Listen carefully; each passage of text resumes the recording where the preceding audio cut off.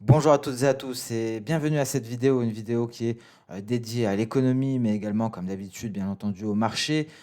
Aujourd'hui, nous allons nous intéresser à l'année 2021. Nous allons essayer de voir à quoi faut-il s'attendre pour cette nouvelle année 2021. Nous allons essayer également de faire le point sur l'année 2020. Avant de débuter, avant de voir les différents points que nous allons aborder, nous allons débuter par le traditionnel rappel légal.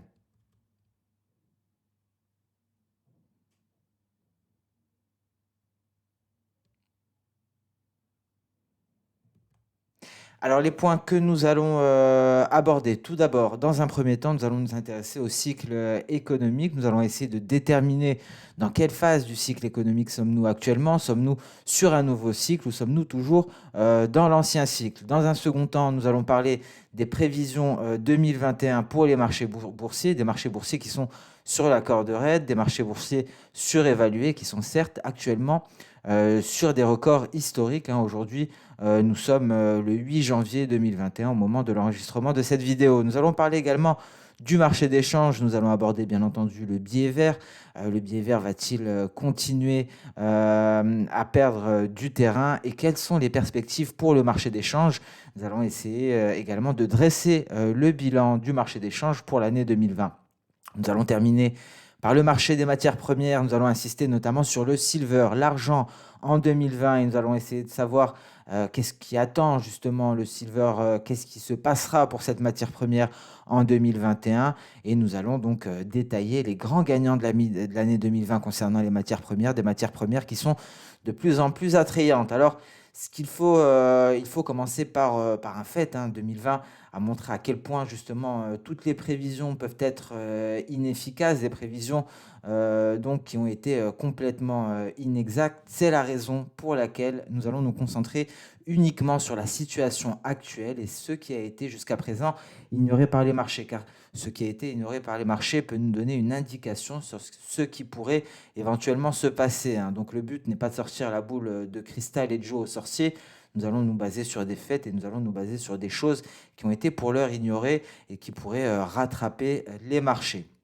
Nous allons débuter donc dès à présent par une revue globale de l'économie et plus particulièrement du cycle et essayer de répondre dans quelle phase du cycle sommes-nous, avons-nous débuté un nouveau cycle économique. Alors tout d'abord, nous allons commencer par le consensus de marché. Alors à gauche, on retrouvera le consensus de marché il y a un an. Voici à quoi justement s'attendait le consensus pour l'année 2020, que ce soit en termes ici de PIB ou en termes d'inflation. Voilà ce que le marché attendait également pour 2021 il y a un an.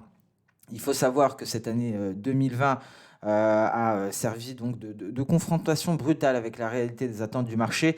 Et il faut savoir que ce consensus du marché est bien loin d'être une prophétie, encore plus loin d'être une prophétie autoréalisatrice. Il faut utiliser justement ce consensus de marché comme une indication de l'évolution des cours du marché, mais seulement à court terme, ni à moyen terme, ni à long terme. Et au vu du graphique de droite, on retrouve ici le consensus du marché actuel.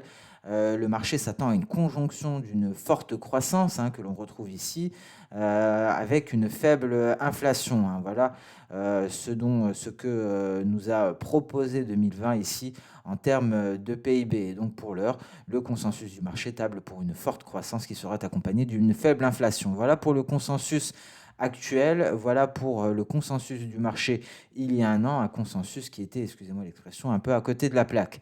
Nous allons nous intéresser à présent, toujours en termes d'économie, à l'utilisation des capacités, une utilisation des capacités qui reste faible, et ce, malgré des mesures de relance. Alors, sur le graphique de droite, on retrouvera l'utilisation des capacités aux États-Unis en bleu, on remarquera ce creux considérable ici. On retrouvera en orange l'utilisation des capacités de la zone euro. Nous avons eu un net rebond et pour cause, ces différents plans de sauvetage qui visaient principalement donc à maintenir l'emploi et à soutenir la croissance. Cela a permis donc d'entraîner une reprise rapide de l'utilisation des capacités, une utilisation des capacités qui a regagné du terrain aussi rapidement qu'elle s'est effondrée. Alors, mais comme on peut le constater, d'un point de vue historique, cette utilisation des capacités reste extrêmement faible, hein. On peut le voir, par exemple, ici en Europe, on est au niveau de l'après-crise financière. Si on revient un peu plus loin, on est même au niveau de l'année 1984. Alors donc, ça peut résulter justement du fait que la capacité disponible n'est pas toujours celle dont l'économie a besoin. Et c'est vraiment dû à l'effet du progrès technologique, hein. Si on remonte, si on part un peu plus loin dans le passé, au courant des années 60, 70, une utilisation des capacités élevée était nécessaire. Et plus nous avançons dans le temps, plus le progrès technologique est grand, moins l'utilisation des capacités est grande. Cependant, d'un point de vue historique, on maintient que nous sommes à un niveau extrêmement élevé. La question et la clé sera bien entendu l'investissement. Et la question est donc de savoir si les entreprises trouveront des excuses, trouveront des motifs valables afin de stimuler considérablement les investissements. Les investissements seront la clé et donc ce sera l'objet du prochain slide. Justement, les investissements qui peuvent être considérés comme le point faible de la reprise. On peut tout de même considérer ici sur ce graphique, hein, ça représente les investissements par rapport au PIB aux États-Unis. On retrouvera les mêmes données par rapport à la France et ici pour la Corée du Sud. Ce que l'on peut constater, c'est que le repli de ces investissements, justement, reste minime, hein, par rapport à ce que l'on a connu par le passé, par rapport à ce que l'on a connu lors des précédentes périodes de récession. Donc il n'y a pas eu un effondrement classique qui est justement associé aux récessions et qui est suivi habituellement d'un nouveau cycle économique. Donc ça permet justement de déceler le passage d'un cycle à un autre et je pense que le plus parlant ici sera le graphique des investissements par rapport au PIB aux États-Unis qui permet de déceler clairement les différents cycles économiques. Ici aussi en France, on arrive à voir ce tournant, hein, dans les années 1985, le même tournant aux alentours de 96 et ici aux alentours de 2014. Concernant la Corée du Sud, c'est un peu moins évident. Et la crainte actuellement, le problème, c'est que l'on peut affirmer que les restrictions que nous avons connues lors de l'année 2020 et les mesures de relance massive ont justement perturbé le cycle actuel. Et l'année 2020 devrait justement devrait connaître un bond significatif par rapport au creux de 2020, mais il ne faut pas s'attendre à un boom économique comme lors justement d'un changement de cycle qui a lieu après une récession. Et donc la faible utilisation des capacités devrait assurer une faible inflation, mais l'inflation des services pourrait augmenter, hein. Il y a notamment ces coûts liés au Covid, hein, des coûts qui sont considérables et qui n'existaient pas auparavant. On assistera également à une baisse de la concurrence et à un retour progressif de la demande. Nous allons à présent nous intéresser aux indices boursiers après avoir aborder justement les cycles économiques et les différentes composantes qui nous permettent d'affirmer que nous ne sommes pas dans une phase de transition classique de cycle, de par justement les restrictions et de par les différents plans de sauvetage qui se sont enchaînés lors de l'année 2020. Nous allons à présent aborder le marché boursier, nous allons aborder les indices, des indices boursiers qui sont sur la corde raide, qui sont certes actuellement sur des records historiques, que ce soit à Wall Street ou que ce soit par rapport au DAX allemand, et des indices qui sont cependant surévalués. Nous allons donc en parler immédiatement. Nous allons d'abord faire un état des lieux justement concernant les indices des différentes zones pour l'année 2020, avec les indices américains, les indices pour la plupart européens et les indices de la région Asie-Pacifique. Alors ce qu'il faut retenir, hein, de cette année 2020, c'est que les indices sont à des niveaux très élevés. Ils sont même pour la plupart sur des records. Mais cependant, lorsque l'on examine ces performances qui sont basées en annuel, donc sur l'année 2020, il en ressort certains gagnants, il en ressort également certains perdants. Nous allons essayer de voir pourquoi les gagnants ont réussi à progresser autant et pourquoi les perdants ont perdu du terrain. Tout d'abord, nous avons le fameux secteur technologique qui a bénéficié au Nasdaq et au S&P 500. Et donc, ce boom des valeurs technologiques a permis à pousser le Nasdaq en rallye haussier, un Nasdaq que l'on retrouve ici avec une progression de 42,02%.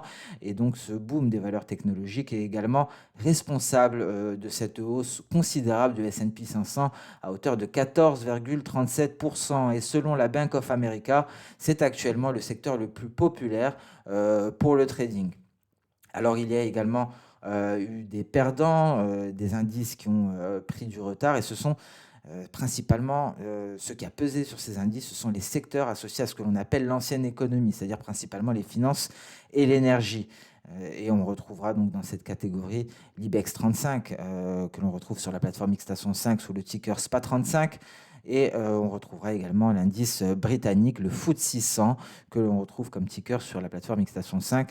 Donc le ticker, c'est UK 100. Ce sont deux indices qui ont cédé, qui ont perdu du terrain. Le FTSE 100 à hauteur de moins 14,64%, et l'indice espagnol a cédé quant à lui 17,48%. Donc voilà pour l'état des lieux.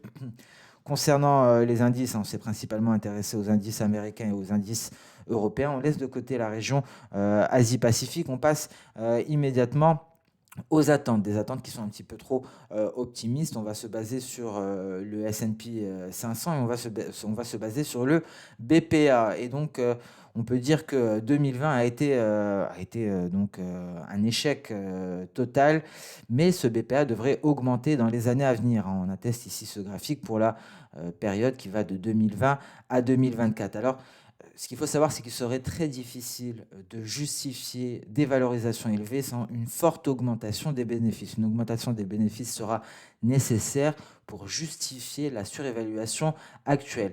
Le problème, c'est que les prévisions tapent actuellement pour une croissance des revenus à hauteur de 16%, quand le PIB nominal des États-Unis devrait augmenter d'environ 5%. Et à noter justement que le ratio capitalisation boursière sur PIB atteint déjà des sommets. Donc effectivement, les attentes sont très optimistes au vu de ces différents éléments. Nous allons nous intéresser à la valorisation, une valorisation qui est extrêmement élevée. On en entend parler un peu partout. Nous allons essayer de voir où se situent donc ces valorisations qui s'écartent considérablement de la moyenne. Vous retrouverez devant vous ici un tableau avec différents indices des différentes zones. Deux données vont nous intéresser. On aura ici le PS et de l'autre côté le PE. On va s'intéresser à la moyenne de 10 ans, à la moyenne de 20 ans pour ces deux données et la valeur constatée actuellement. Alors, ces deux ratios sont des ratios d'évaluation traditionnels, donc le PE et le PS, et ils sont déjà extrêmement élevés, que ce soit la moyenne de 10 ans, donc la première colonne, ou la moyenne de 20 ans. Je vous rappelle qu'en rouge, c'est le niveau actuel. Dans certains cas, l'écart par rapport aux moyennes historiques dépasse les 50%.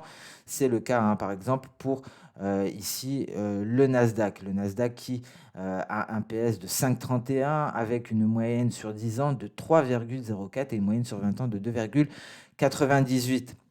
Cette surévaluation peut également être constatée sur les marchés qui ont connu une hausse donc significative en 2020. On parle du S&P 500, mais également les marchés qui ont connu des résultats financiers nettement moins bons. On va penser à présent au FTSE, donc à l'indice britannique par rapport à son PE, et donc le UK 100 que l'on retrouve ici à 100, avec un PE de 165,54 contre une moyenne de 10 ans de 28,25. Nous avons également l'indice néerlandais avec 147,91 contre une moyenne de 10 ans à 24,49 et une moyenne de 20 ans à 47,82. Donc des valorisations qui sont actuellement extrêmement élevées. Nous avons retenu donc le S&P, le Nasdaq, pardon, mais également le FTSE principalement. À présent, nous allons essayer de comprendre justement le comportement des investisseurs. Nous allons même par la suite faire un petit peu de psychologie. On retrouvera ici sur ce graphique le niveau d'inflation en bleu foncé. En gris, on trouvera les taux, la politique de taux, et on trouvera en rouge les taux réels sur 10 ans.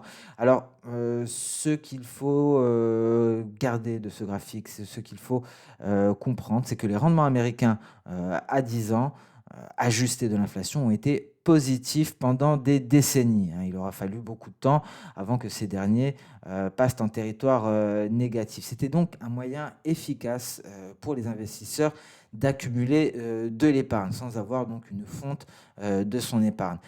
Cependant, il y a eu des périodes de forte inflation que l'on retrouvera avec les pics en bleu qui ont été des exceptions. Nous avons ici deux pics de forte inflation, notamment, donc ça concerne les années 70. Voici le premier pic et voici le second. Nous avons un autre pic d'inflation que l'on peut déceler ici, notamment au cours de la crise financière en 2008. Et nous retrouvons enfin en 2008, lorsque l'on avait bien entendu un pétrole proche des $150. Dans les années 70, nous avons la crise, le choc pétrolier. Et en 2011, nous avons eu également un pic inflationniste que l'on retrouve à ce niveau-là. C'était justement la reprise après la crise. Ce sont des périodes qui ont cependant, qui n'ont été que temporaires, des phases de perturbation temporaire. Alors à présent, on s'attend à ce que justement la Réserve fédérale américaine maintienne volontairement les rendements réels sur 10 ans en dessous de zéro. On le voit, nous sommes passés en dessous de zéro quand cela faisait des décennies que ces derniers étaient positifs. Et ce, dans le but de soutenir justement le service de la dette. Les investisseurs sont donc forcés de chercher des alternatives. Pourquoi ? Car les investisseurs sont averses aux pertes. Nous allons justement parler de cette aversion pour les pertes. Et on va commencer par ce graphique qui nous explique clairement notre comportement à nos investisseurs. Nous allons raisonner en dollars, ce sera beaucoup plus simple. Ici, cette courbe va représenter notre bien-être lorsque nous réalisons des gains. Et ici, inversement, le mal-être lorsque nous réalisons des pertes. Donc voici à quoi ressemble notre bien-être lorsque nous gagnons $100. Si on gagne $100 additionnels, c'est-à-dire $200, on va donc doubler cette distance, on se retrouve ici. Ce que l'on remarque, c'est qu'effectivement, la hausse de bien-être n'est pas équivalente au gain monétaire additionnel que nous avons réalisé. C'est-à-dire que notre bien-être, plus nous allons réaliser des gains, moins nous allons ressentir de bien-être additionnel. Il arrivera un moment, je prends un chiffre au hasard, lorsque nous gagnons $2000, que nous gagnons le fait de gagner 2000 ou $2100 ne va rien changer au bien-être que nous allons ressentir. Donc, ce qui explique, ce qui est représenté plutôt ici par l'aplatissement de cette courbe. Inversement, le mal-être que nous allons ressentir, qui est, vous le remarquerez, beaucoup plus profond ici lorsque nous perdons de l'argent, c'est justement ce qui symbolise cette aversion pour les pertes. Voici le mal-être que nous allons ressentir lorsque nous allons perdre $100. Et en perdant justement $100 additionnels, on remarque tout de même que ce mal-être va s'accentuer considérablement. La courbe s'aplatit beaucoup moins. Lorsque je perds $300, encore une fois, mon mal-être va s'accentuer, mais bien entendu, lorsque j'en ai perdu 3000, à partir du moment où je perds $100 de plus, ce qui fait 3100, ça ne changera pas grand-chose à mon mal-être. On va dire que je serai déjà au fond du trou. Donc, ce qu'il faut retenir de cela, c'est que justement cet engouement pour l'achat d'actions peut s'expliquer par cette forte aversion pour la perte chez les investisseurs particuliers. Donc il y a des études qui ont confirmé cette aversion pour le risque, mais surtout une aversion pour les pertes, car cette dernière est si forte que les particuliers sont prêts à prendre des risques supplémentaires pour éviter les pertes. Donc concrètement, les investisseurs particuliers éprouvent une aversion pour les pertes supérieure à une aversion pour les risques, ce qui explique justement le graphique précédent. Alors, donc concrètement, les investisseurs pourraient, s'ils le souhaitaient, accumuler des liquidités, mais le faire entraînerait donc, les obligerait à subir des pertes en termes réels. C'est pourquoi les investisseurs sont prêts à acheter des actions, même en cas de risque d'effondrement du marché. Donc, ce comportement psychologique des investisseurs particuliers s'explique justement par cette aversion pour les pertes qui est supérieure à l'aversion pour les risques. Voilà pour cette parenthèse psychologique. Nous allons parler à présent des dividendes qui sont du point de vue des investisseurs une source de revenus attractive. Il faut savoir que les rendements, et d'abord ce graphique, nous retrouverons ici le rendement des dividendes en vert, on trouvera les taux d'intérêt et on trouvera donc le premium des dividendes, du taux de dividende ici en rouge. Ce qu'il faut retenir, c'est que le rendement des dividendes était généralement inférieur au taux de la réserve fédérale américaine. On le voit ici, ça agissait même en tant que support. La ligne verte était un support pour la ligne grise qui représente les taux les taux de la Réserve fédérale américaine. Il faut noter que le rendement nominal des dividendes du S&P 500 est resté faible au cours des 25 dernières années, donc pratiquement depuis les années 80. Hein. Nous avons eu un tournant à ce moment-là, à la fin des années 70, début des années 80. Et donc, depuis, c'est principalement la faiblesse des taux d'intérêt qui a permis de les rendre plus attractifs depuis 50 ans. Et c'est pourquoi, actuellement, de nombreux investisseurs voient les actions comme une forme attrayante de dépôt. Donc, cela permet également d'expliquer cette psychologie des investisseurs. C'est donc un raisonnement tout à fait logique et tout à fait compréhensible. Alors, à quoi faut-il s'attendre concrètement? Ce qu'il faut savoir, c'est que le marché s'attend de plus en plus d'ailleurs à une politique monétaire très accommodante tout au long de l'année 2021. Les banques centrales ne cessent d'y faire allusion, mais un tel scénario pourrait être invalidé par un bond significatif de l'inflation. Nous avons vu l'inflation et donc ce que ça entraîne sur les comportements, et ce bond d'inflation significatif serait lié à la réouverture des économies. Cependant, cela semble peu probable pour le moment. Si l'on fait abstraction d'un choc important sur le marché, une inflation plus élevée et l'éclatement de la bulle actuelle, donc avec une surévaluation constante, semble être le scénario le plus probable. Il faut garder à l'esprit que les corrections de marché d'environ 15%, et ça c'est un pourcentage qu'il faut garder en tête, ont été une bonne occasion de prendre part à la reprise du marché haussier sur le S&P 500. Mais il faut également garder à l'esprit que face aux évaluations actuelles, notamment, de temps à autre, il reste très probable qu'un marché baissier, qu'une chute de 40 à 50% se produise.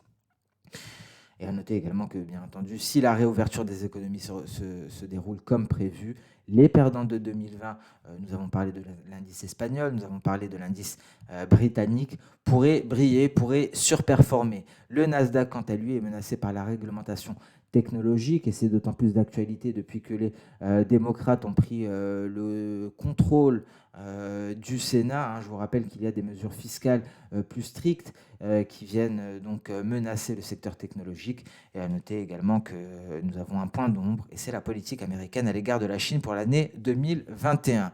Donc voilà les différents points qu'il faut garder en tête pour l'année 2021 concernant les indices, notamment pour ce début d'année. Nous allons à présent nous intéresser au marché des changes, et on va porter une attention toute particulière au billet vert. Le dollar américain va-t-il continuer à baisser? Alors face au rendement, aujourd'hui, on a d'ailleurs, aujourd'hui le 8 décembre, on a assisté à une tentative de reprise du billet vert. Bon, ce ne sera pas la question, on ne va pas parler de très court terme, nous allons nous intéresser tout d'abord au constat de l'année 2020. Nous allons faire l'état des lieux du marché des changes en 2020. Alors, contrairement à ce que l'on pourrait penser, l'année 2020 n'a pas été marquée par la force du dollar. Donc, les monnaies européennes et australiennes ont été les plus performantes. On les retrouve tout en haut du tableau, et on retrouvera également le yen japonais qui fait partie également des grands gagnants et qui prend la 9e position. Le yen également tire son épingle du jeu ici à la 7e position. Concernant les perdants, nous avons tout en bas de notre tableau, on retrouvera, et ce malgré une amélioration récente, notamment concernant l'USD qui s'est éloigné de ses nouveaux records historiques. Nous avons la lire turque, le réal brésilien en 24e position, et en 23e position, on retrouve le rouble russe. Ce sont 3 devises qui ont subi des pertes considérables pendant l'année 2020. Donc voilà pour le constat, voilà pour l'état des lieux du marché des changes en 2020. Nous allons à présent nous intéresser à la monnaie unique, et nous allons nous intéresser avant cela au dollar américain, avec ces deux graphiques qui permettent de constater la surévaluation ici, malgré un repli, la surévaluation du billet vert. On retrouvera ici d'ailleurs la moyenne sur 20 ans, donc un dollar qui reste surévalué, même s'il est revenu à des niveaux, les niveaux d'avant la pandémie. Donc, malgré cela, malgré cette baisse de la surévaluation, si je puis dire, nous sommes toujours à son haut niveau d'avant la pandémie. L'euro, quant à lui, est également surévalué. Nous sommes largement au-dessus de la moyenne de 20 ans, et nous sommes encore plus surévalués si on venait à prendre en considération les perspectives peu encourageante de l'économie européenne. Donc, un billet vert et une monnaie unique clairement surévaluée. On va essayer d'élargir notre spectre. On va essayer de s'intéresser aux différentes devises du G8. Et ce que l'on constate ici sur ce carré qui nous permet d'un coup d'œil d'essayer de déterminer les devises les plus intéressantes, c'est qu'il n'y a pas de devises faibles et non surachetées dans les pays du G8. Alors comment on va lire ce graphique ? Il faut savoir que les plus intéressantes se situeraient dans le coin gauche, ici, que ce soit d'un terme de l'évaluation ou d'un terme de positionnement spéculatif. Donc ici, ce sera de la survente, ici, ce sera du surachat. Ici, ce sera donc surévalué. Ici, ce sera sous-évalué. Donc, ce qu'on cherche, c'est quelque chose de sous-évalué, et survendu d'un point de vue du positionnement spéculatif. Et il n'y a aucune devise dans le G8 qui se trouve justement dans ce carré. C'est le carré, ce qu'on appelle Square of Attractiveness. Aucune devise du G8 ne se retrouve à ce niveau. Et donc, il n'y a pas de devise inférieure à la moyenne historique en termes réels et survendue par les investisseurs en même temps, et donc avec du potentiel à moyen terme. On va essayer de voir devise par devise. Nous avons un dollar américain ici. Un dollar américain donc par rapport à l'évaluation, un dollar américain pardon, par rapport au positionnement spéculatif qui est survendu, car nous sommes tout en bas. Plus haut, on aurait été suracheté. Qu'en est-il du yen ? Le yen, quant à lui, se retrouve ici. Le yen, certes, est faible. Malheureusement, il est suracheté.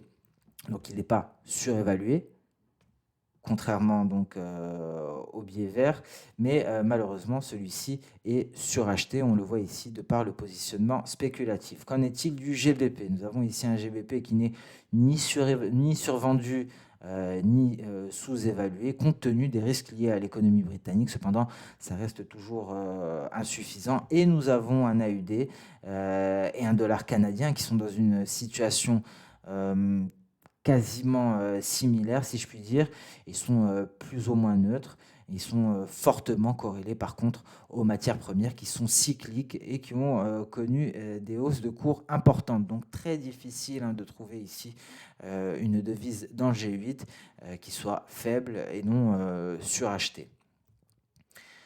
Après s'être intéressé au marché d'échange, nous allons faire un point sur le marché des matières premières. Nous allons encore une fois faire le constat de cette année 2020 et nous allons nous intéresser aux gagnants de cette année 2020 et essayer de savoir, essayer de déterminer s'ils pourraient être les gagnants de l'année 2021. Alors pour ceux qui suivent les Good Morning Market, je pense que vous aurez déjà un début de réponse à cette question. Nous avons déjà parlé de certains métaux, que ce soit des métaux industriels ou bien des métaux précieux à caractère industriel. Mais on va en parler un peu plus tard. Et donc voici le palmarès des matières premières pour l'année 2020. Alors, le constat que l'on dresse de ce tableau, de ce graphique, c'est qu'effectivement, la plupart des matières premières ont progressé en 2020. Peu de matières premières ont perdu du terrain. Nous avons tout d'abord le pétrole. Le pétrole, donc nous connaissons, donc ça a été d'ailleurs cette année 2020 a été historique pour le pétrole. Et on peut diviser l'année 2020 en deux périodes. Une première période de chute brutale où nous avons même vu les contrats futurs passer dans le négatif. Et donc ça, c'était de janvier à avril. C'était justement la guerre des prix entre la Russie et l'Arabie Saoudite. Et nous avons pu constater par la suite une forte reprise, qui se poursuit avec un pétrole WTI qui a réussi à repasser, à se hisser au-dessus des $50 et qui évolue au niveau de février 2020. Nous avons également, dans les perdants de l'année 2020, nous avons le café, l'arabica, des cours du café qui ont baissé. Alors, parmi les gagnants, on retrouve beaucoup de métaux. Visiblement, les métaux dominent. On en retrouve énormément. Sinon, on retrouve des matières premières agricoles. Et donc, parmi ces métaux qui ont su profiter pleinement de l'année 2020, on retrouvera l'argent, on retrouvera le copper, donc le cuivre, et l'or qui a marqué un record historique au cours du mois d'août 2020. Concernant les matières premières agricoles, on retrouvera ici en deuxième position le soja, nous allons en parler, le soja qui présente des perspectives qui restent intéressantes toujours pour l'année 2021, mais ne répondons pas tout de suite à cette question car c'est vraiment le but de la fin de cette vidéo. Ces tendances vont-elles se poursuivre pour les gagnants de l'année 2020. Les gagnants de l'année 2020 seront-ils les gagnants de l'année 2021? Tout d'abord, le copper. Est-ce que le copper va atteindre de nouveaux records historiques? Alors, il faut savoir que Goldman Sachs s'attend à une percée considérable des cours du métal rouge pour terminer l'année aux alentours des 9 500 dollars à la tonne et pour même inscrire de nouveaux records historiques lors de l'année 2022. Il faut savoir que l'année 2020 a été un grand cru pour le cuivre, une année exceptionnelle. Le cuivre a gagné plus de 20%. Et pour cause, la Chine, il faut savoir que la Chine représente plus de 50% de la demande mondiale de cuivre. Mais donc les investisseurs espèrent actuellement une reprise économique dans le monde entier. C'est vraiment l'espoir de tous. Et donc un éventuel impact positif du plan d'infrastructure de Joe Biden sur les cours du métal rouge, sur les cours du cuivre. Un plan d'infrastructure qui devrait d'ailleurs s'élever à hauteur de 3 000 milliards de dollars. Il me semble qu'il avait annoncé lorsqu'il détaillait son programme au début, 2 000 milliards de dollars étaient annoncés. Et donc, nous allons finalement avoir droit à un plan d'infrastructure plus conséquent. Et vu l'utilisation du cuivre dans ce secteur-là, on pourrait s'attendre à une hausse de la demande et ça pourrait porter les cours du cuivre. Mais il y a également une donnée très importante concernant les cours du métal rouge, c'est la confiance des consommateurs. Il faudra surveiller ce facteur-là. Pourquoi?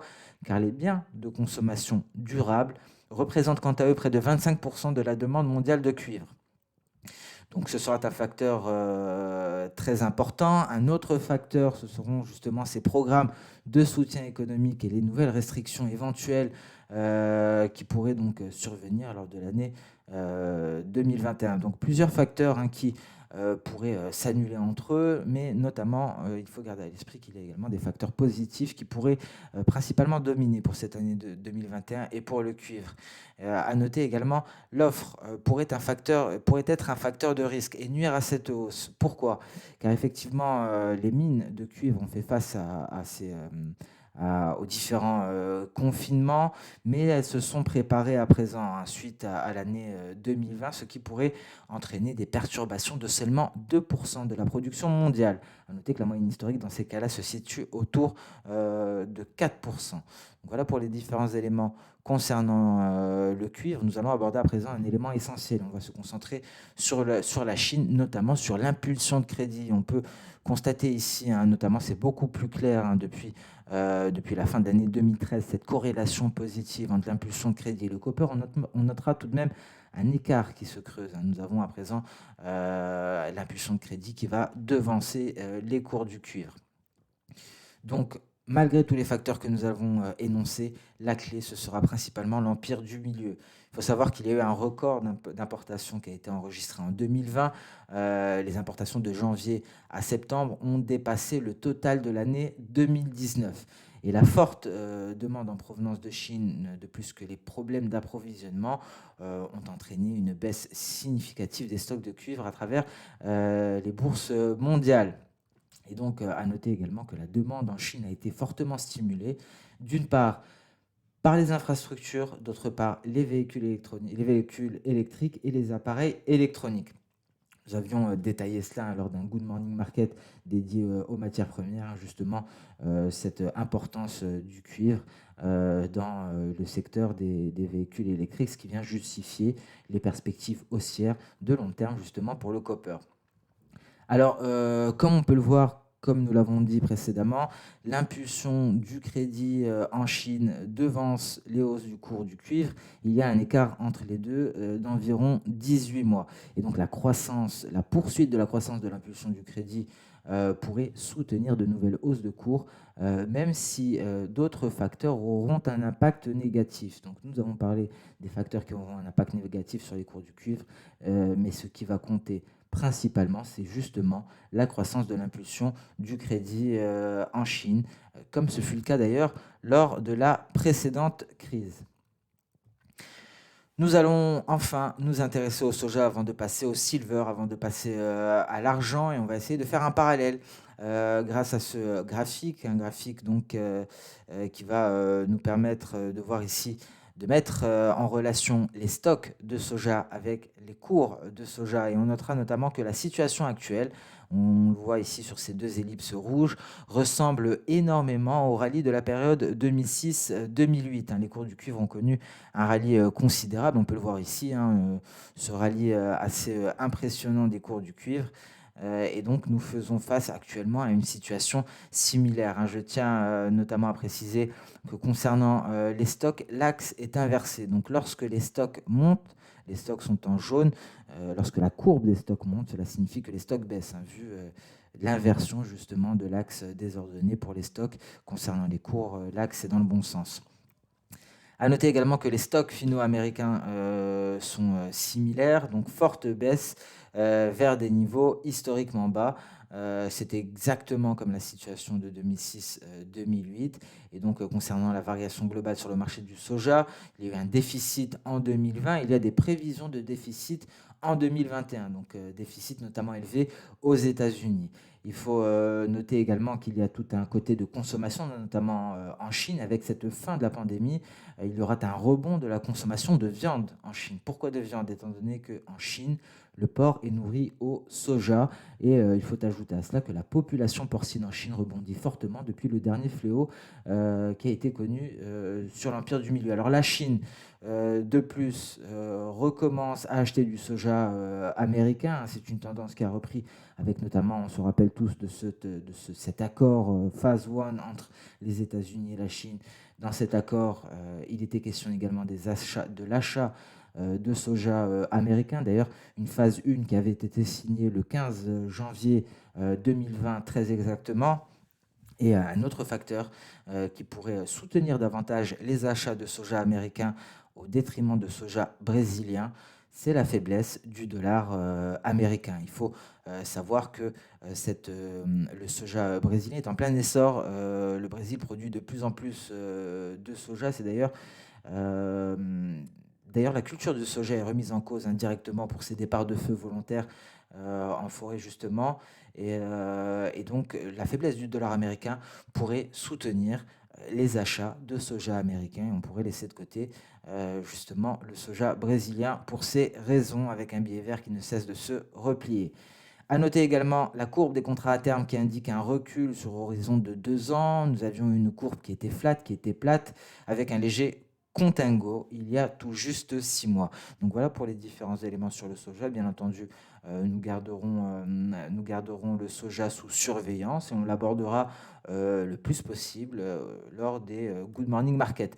On passe à présent au dernier actif qui était au programme aujourd'hui, notamment concernant les matières premières, c'est le silver, avec un potentiel inexploité des ETF. Vous savez que l'on parle très souvent des ETF, notamment pour les métaux. On en a parlé ne serait-ce que lors du Good Morning Market du 8 janvier, lorsque nous avons abordé le platine. On en parle tout le temps lorsque nous avions abordé lors de vidéos spéciales dédiées à l'or, ces achats des ETF qui sont la plupart du temps un facteur clé, un facteur déclencheur, un réel catalyseur. Alors tout d'abord un constat, nous allons essayer de voir les différences entre ces deux marchés, le silver et l'argent, qui sont hautement corrélés positivement. Il faut savoir que l'argent n'a pas atteint des sommets aussi élevés que le métal jaune.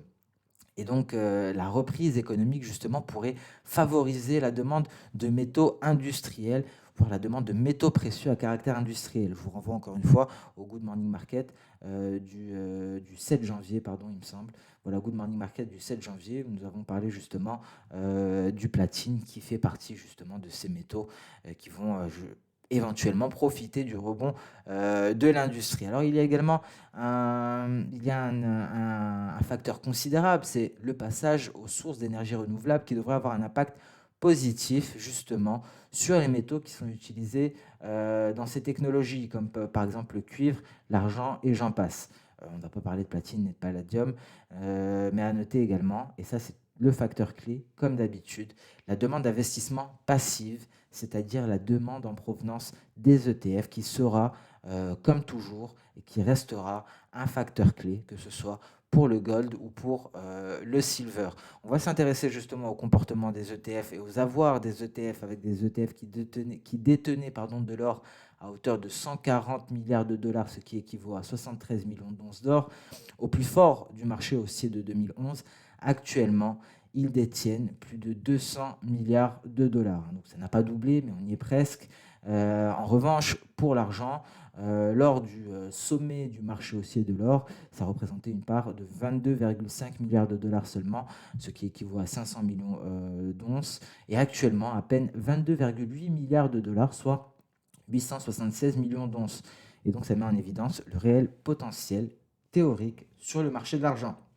Il y a vraiment du potentiel à la hausse, et ce potentiel concernant le silver pourrait justement provenir des ETF qui n'ont pas considérablement augmenté leurs avoirs lorsque l'on fait une comparaison avec le comportement des ETF sur le marché du métal jaune. Donc du potentiel très certainement inexploité pour le silver, et donc je pense que grâce à cette vidéo et aux dernières vidéos, j'ai suffisamment mis l'accent sur les autres métaux, que ce soit des métaux précieux, que ce soit des métaux industriels, car effectivement il n'y a pas que le gold, il y a d'autres métaux qui pourraient briller en 2021. Et donc sur ce, cette vidéo touche à sa fin.